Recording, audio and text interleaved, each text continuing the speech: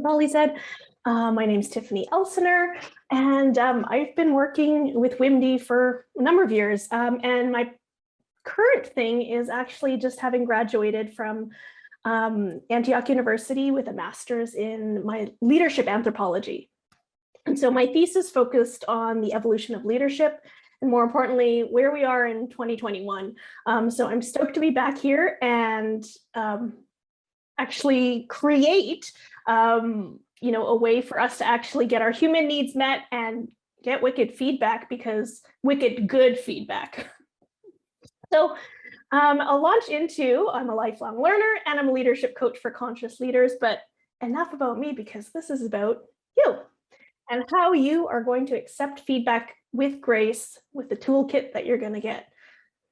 So maybe some of you are sitting, at home being like, graceful. Yeah. Like, why?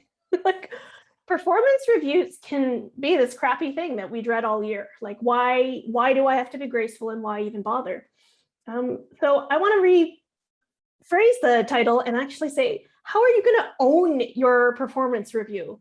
Because, who doesn't want to be graceful and AKA owning it? Because honestly, it's an opportunity.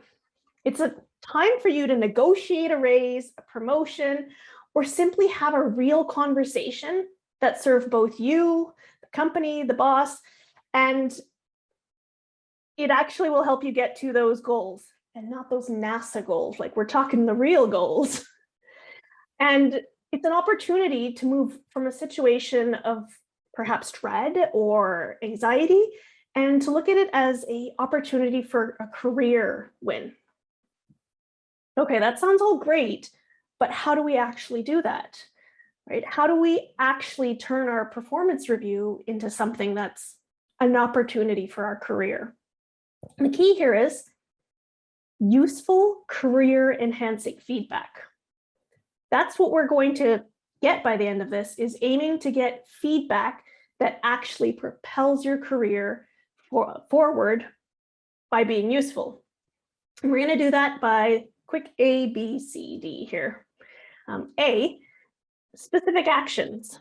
So in order to get feedback that's actually useful, we want to make sure that it contains specific examples of the action that needs changing or the new behavior. Essentially, this is the what of the feedback. What is the feedback that is being given to you? What do you hear as the behaviors or things or actions that need to be changed? We also need context. Why? Why is your supervisor or boss making the request? What is the significance of it? What's the tie to the bottom line? Holly did a great job of saying, how do we begin to calculate that? And on the flip side, context gives us the why, almost as if you're trying to figure out what that alien, what the little alien Holly was saying, actually, understands. And so the context is really important. Next, we want to get to agreement and understanding, right? Why does this matter? Okay, but now how will we both agree that this feedback can be useful? So maybe your boss is giving you feedback, but you disagree. So we're going to go over what happens when you are on different pages, but what happens also if you agree, and how do you leverage that? And lastly, that's going to get you to a development plan, and that will end with the clear 5 W's: who, what, where, when, why, and we'll throw in an H, how. The first thing we're going to go over is specific actions. What's really key is first in understanding, what are we even talking about, right? Have you ever received feedback that felt incredibly ambiguous? Perhaps you were sitting there going like deer in headlights, or we've been there, because vague feedback is very common. It's actually way too common, where we walk away from performance reviews feeling more confused than when we walk in. Telling you to work on things really isn't very useful. Or on the flip side, if it's a positive review, but your boss is perhaps saying, good job, that doesn't give us a lot to work with. So it's really important to be unclear what the behavior, the actions, or skills are. And don't be afraid to ask for specific numbers or metrics. Because remember, metrics are your friend. They're a way that you can tangibly show and measure things. So in your toolkit, and this, I will give a little heads up when I would say, take a snapshot of this, because the clarifying questions are very simple, but very, very powerful. Quite often when we receive vague feedback, it's difficult to know where to go from there. When somebody says, oh, you're great, or your performance is lacking, what do you do with that? And a lot of managers on the flip side are not so great at knowing how to articulate that. So give them a leg up. Make this performance review easy so that you can get more of your action, like more of your goals in alignment. So we need to manage up just as we manage down. And that means communicating when clarity is needed. What could that look like? Is asking questions around what that would look like, such as, if I was doing this 10 out of 10, what would that look like? Or how will I know that I'm meeting the standard? I've actually used a couple of these clarifying questions in my own performance reviews when I was previously employed. And it's kind of funny how many deer in the headlights happen to the manager, because they had never actually truly thought what they wanted it to look like. They knew, that the feedback towards me was, we want something to change. So when I asked what the ideal situation was, they weren't really clear on what the standard was themselves. And so it's really important for not only you, but also the person giving you the performance review, to be clear exactly what you're talking about. Next, we have context. The context tells us the why. So you know the what of the specific actions that were given as part of the feedback. But now why is it important? Perhaps you understand the feedback specifying what action needs to be taken, but why is your supervisor or manager providing this feedback at all? What might they be trying to accomplish?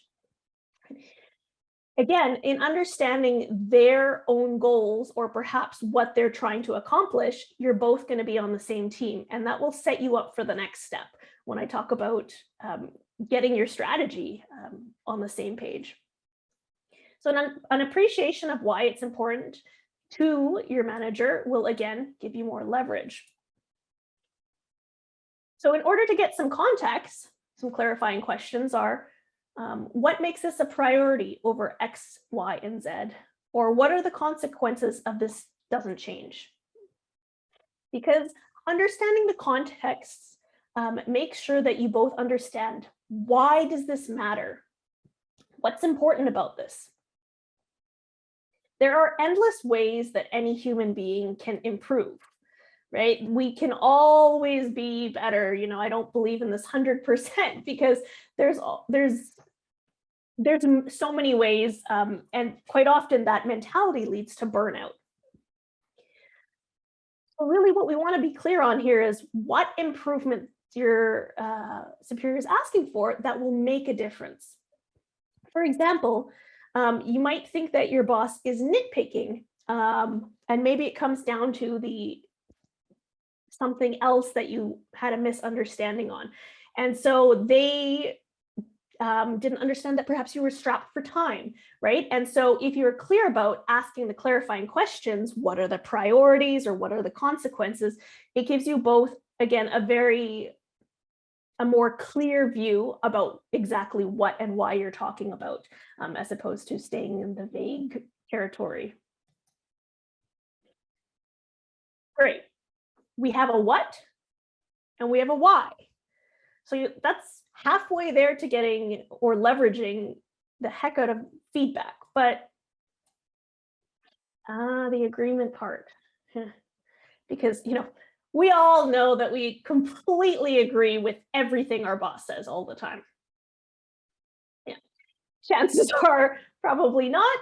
Um, so let's just say on the off chance, what if my boss is totally wrong?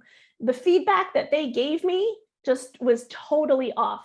Um, where do I even begin? Step one, breathe and pause. You probably don't think about your breath that often. It's always there in the background when you need it. And actually paying attention to your breath can make a big impact on stress levels. So by breathing slower and more deeply, you signal your nervous system to calm down.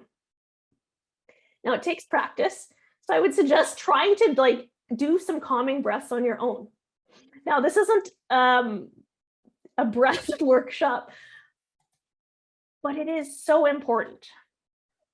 Quick biology lesson is that you have the sympathetic nervous system that controls your fight or flight response, sometimes freeze. The other part is your parasympathetic nervous system, and it controls your rest and relax response. So both parts of the nervous system are always active.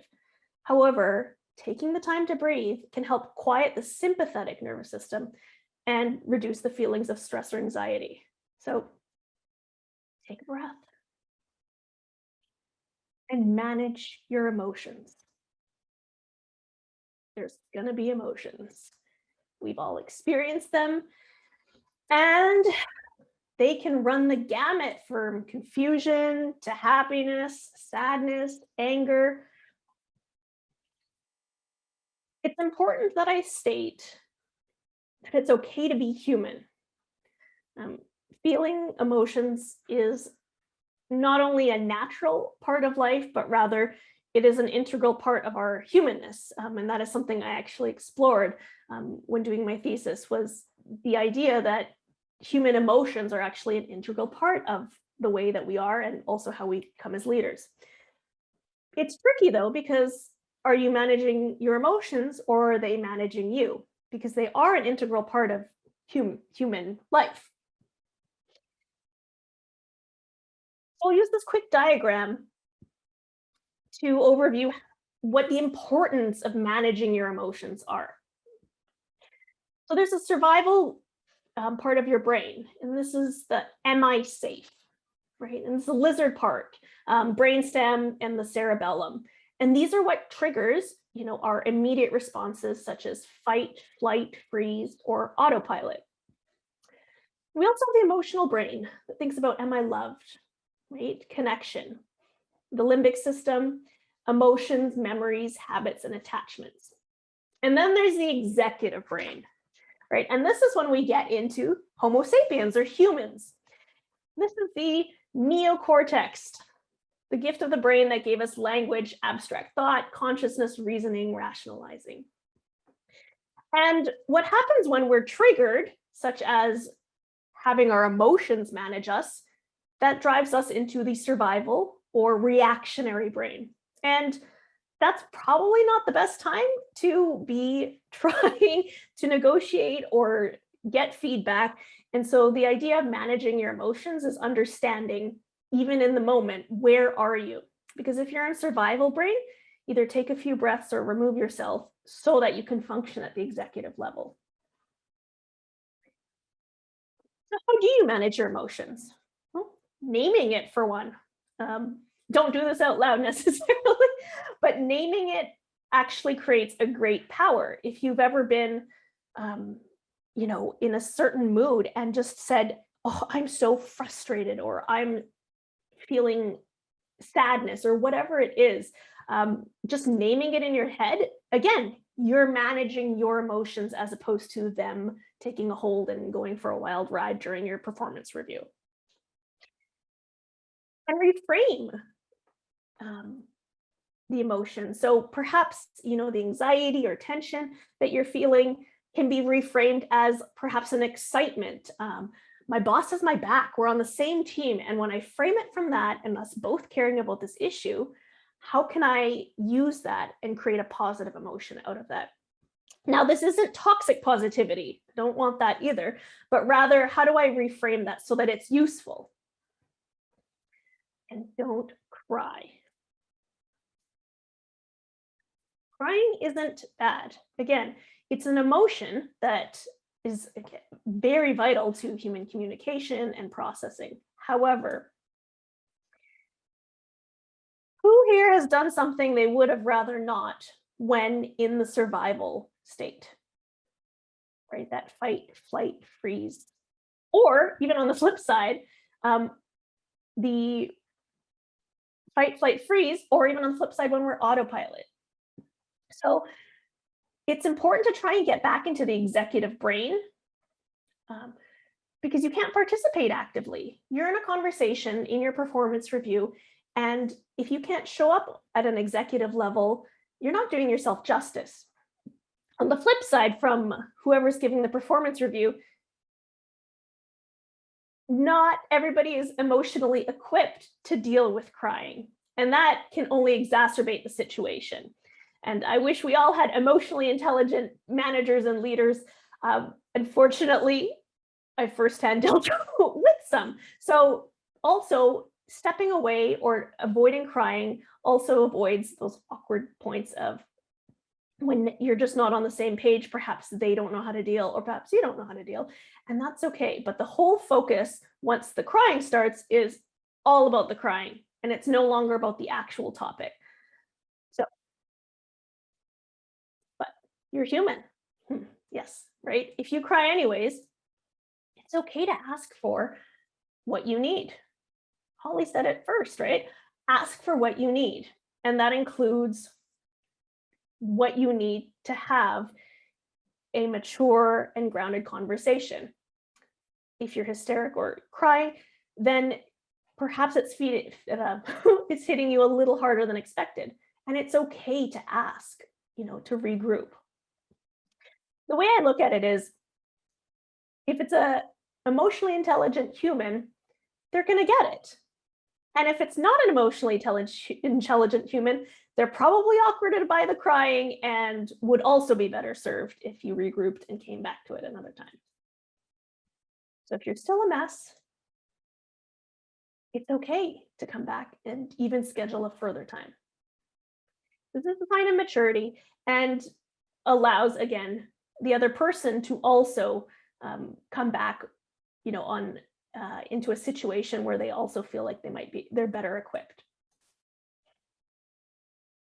Step 4. So we've moved past the emotions and the crying, and we're working in that executive brain. And now we want to listen to understand, not to respond. And how you listen matters, right? And it's a way to actually be curious and find feedback as a gift, right? Again, reframing it as, what can I learn from this? And being curious with phrases such as, oh, that's interesting. Tell me more about that. Or as a problem that needs to be solved. Perhaps the feedback that you're getting isn't to do with your certain actions, but perhaps a system or a process that needs to be changed, right? So when you get curious about it, it's not about you, it's about the data. What is it that's really, again, goes back to what's in the feedback.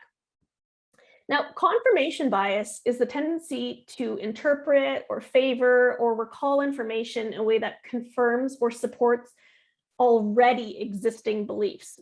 So this is a bias, and it does have a significant effect on how we communicate.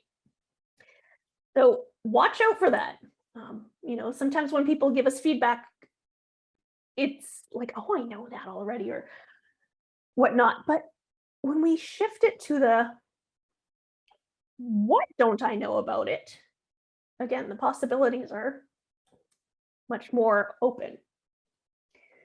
And when we listen to understand, it allows us time to gather the evidence, such as concrete examples, and determining patterns, right? Is the feedback in regards to something that happened only once, Or is it in regards to something that happens quite often, right? So gather evidence and find situations so that you can actually process the information or the feedback.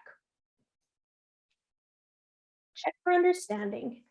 And quite often, checking for understanding is letting them know how you understood it, because so much can get lost in communication.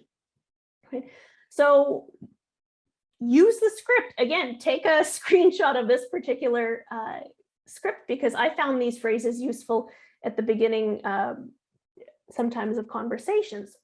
What I hear you saying is, or even what I understand is ... Is that correct?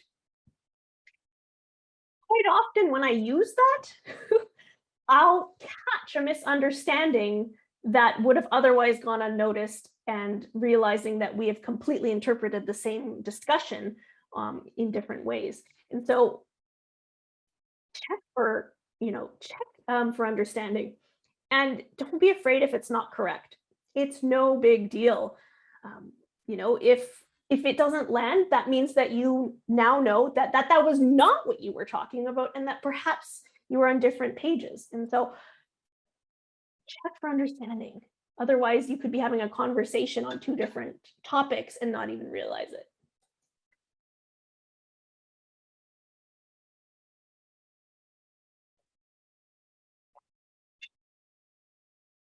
And breathe and pause. It's uncomfortable sometimes, doesn't it? We feel the need to fill the silence, but you don't have to. Harry will share more about how owning the silence and allowing yourself to gain composure will help you with your negotiations. Actually, I learned from Carrie um, over the years so many things, and one of them was the power of pauses and owning the silence.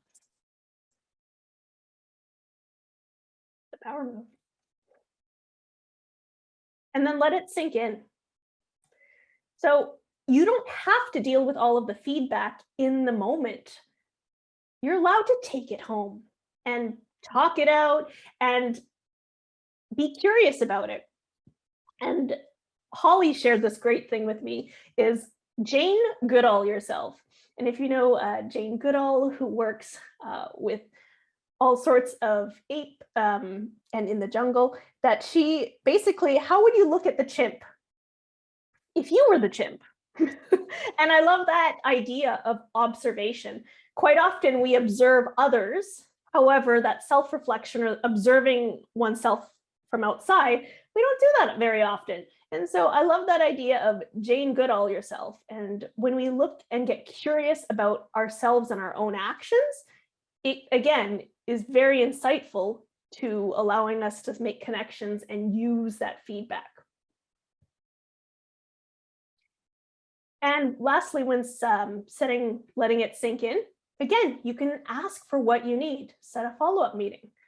Right, thank you for bringing this to my attention, but I do need to process this, and and that's adding value to the feedback by letting the giver, whoever gave you the feedback, actually letting them say, you know what, I'm actually telling them that I'm going to take this feedback and reflect on it. And that's important because quite often feedback doesn't get received. It gets given, but not received. So this is step 8 of 9 steps to getting for agreement. So step 8 is checking internally for agreement.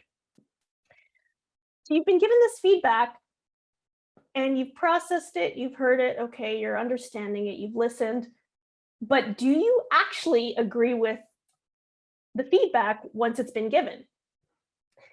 And it's important to distinguish between, do you agree that the behavior is happening, about the impact the behavior is having, and that this that is important to address. Those are 3 distinct things. behavior, importance, and impact. I'll give an example of being late. Right? So the behavior is being late. And I will, see Holly popped on here. Hi, I'm here. We're going to do an example together. Yes.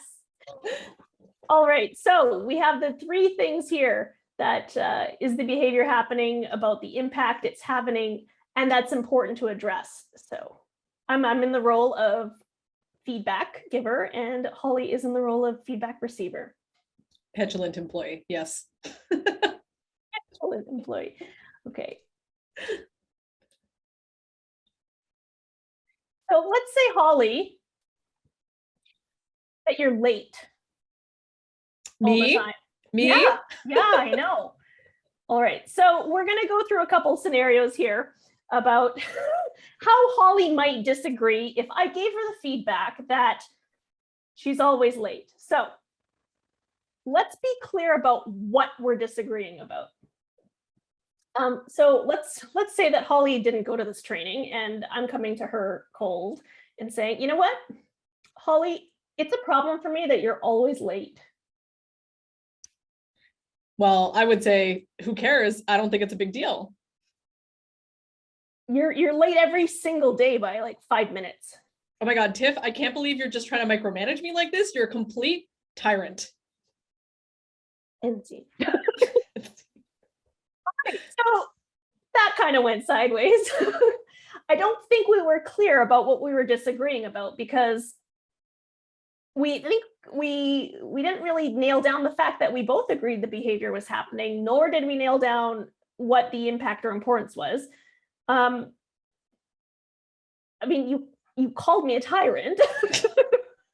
Not excellent emotional management or fact focusing, I'd say. Yeah. Not ideal.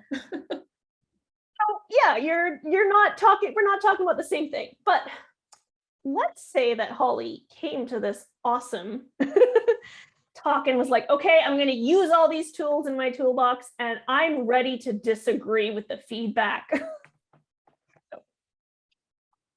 Holly, it's a problem for me that you're always late. You know, you're right. I am late most days, but I don't think it's that big of an issue. I think it is, though. Like, you're 5 minutes late, like, it's disrespectful. Tell me a little bit more. What is it about me being 5 minutes late that feels disrespectful, Tiff? All the other employees show up, early or on time, and when you come in late, it disrupts everybody else's work. Is there something in particular about the way that I come in that is disruptive, do you think? Like, it's just not good, if my boss comes and like the GM comes and no, not everybody's in the office, right? I like to make sure that we all follow the same guidelines. Got it. Okay. What do you imagine the GM would think if they showed up and not everybody was there, or I wasn't there at 9 exactly? It'll probably go that way in real life. Tiff had to really think about that, right? We ended up in some places with that conversation that she didn't expect. And me too. Yeah. Thank you, about the GM. Yeah, and thanks for going on that ride with me.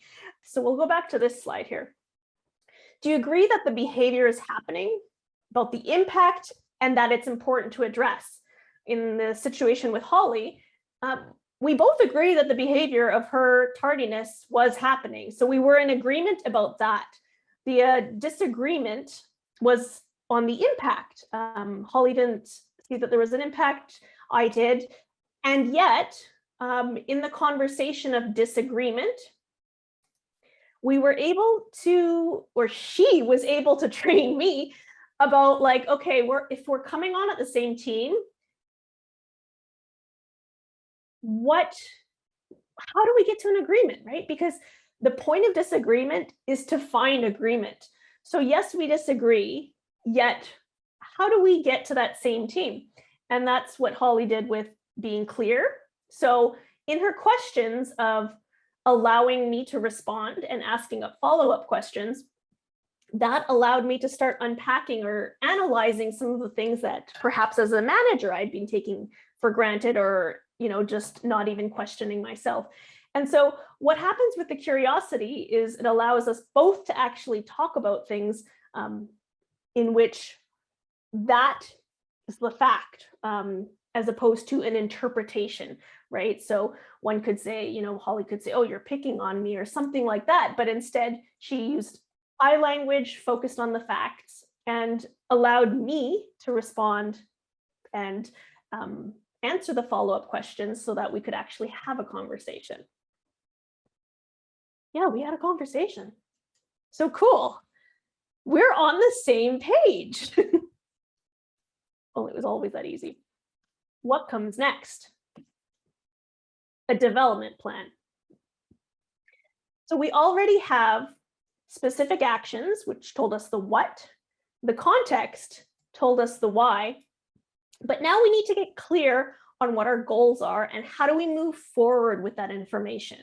So now we have all that information, but let's actually put it to good use with our timelines and our check-ins. And so let's talk about an example of a development plan, because it can be super vague, like, I want to be a bike rider. Are we learning to just ride a bike from scratch? Am I doing the Tour de France for the first time? It's important because those are different skills.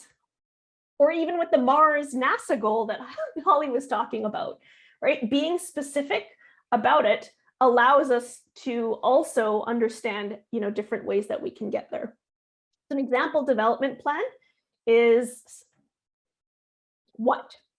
Become more effective at presenting ideas to senior leadership and use less technical detail and more strategic financial angle. Why? Well, better uptake of my ideas. I have more power, influence, and voice when I'm able to communicate that more clearly, and it'll improve my chances of promotion. And then you have the development plan part of it that includes the goals, opportunities, and timelines. I'm not going to read through all of these, but you'll notice that we've included specific, measurable, attainable, relevant, and time-bound plans, because that way, again, you can measure it. Just like metrics was important in preparing for your performance review, it's important in the development plan, and just as important when you negotiate to the career and salary that you want. We've come to the end, the great summary. So you came here to figure out, how do I actually get useful career enhancing feedback? And we reviewed that specific actions. So understanding the what of the feedback is the first step. Understanding the why it's important to the company, to your boss, to your team. And this was where we spent most of our time, on C, agreement. Because that's, in our experience, where most people actually have the most sticky point, is getting in that agreement stage. And without the agreement stage, it's really hard to build a development plan. So the agreement stage really is the foundation for a development plan. And also the agreement stage of agreeing on your performance or different aspects of it, again, will prepare you for that awesome negotiation that Carrie is going to talk to you about soon. So on the agreement stage, breathe, quiet your sympathetic nervous system. It'll reduce your feelings of anxiety. Manage your emotions. Get into that executive brain. Now, don't cry. And if you do, take a break. If you're still crying, reschedule. Number 4, listen to understand. Get curious. Watch out for that confirmation bias and gather evidence. Check for understanding, such as, oh, could you clarify? Or rephrasing, so do I understand it correctly? And then explain. Oh, yeah, did I mention? Breathe and pause. 7 is let it sink in. Try it on. Take it home. Talk it out. Don't be afraid to set a follow-up meeting. Check for agreement internally. If you feel like you're still disagreeing, what is it do you think that you're disagreeing about on that checklist? And lastly, if you do disagree, use I language, facts, talk about behavior importance and impact, and get curious. And then we covered development plan. And that was all about, again, getting with your SMART goals that, again, are in alignment. And in Holly's prep, she talked about that, is being clear on your goals. And so when you do your development plan, you should already have all of those goals in mind so that it's much more easy for you to share, what your next steps are together with your boss. So here we go. And last but not least, certainly not least, celebrate. Performance reviews can be, regardless of how good they are, they can be very stressful on the body as well as the mind and emotions. And so celebrate yourself, because even just showing up today, I'm sure that you've picked up quite a bit, and I want you guys to be the Sabrina of the next story, because that would just rock all of our worlds. So that's my presentation, and I'm really excited because Carrie's coming on, and I always love our little trifecta.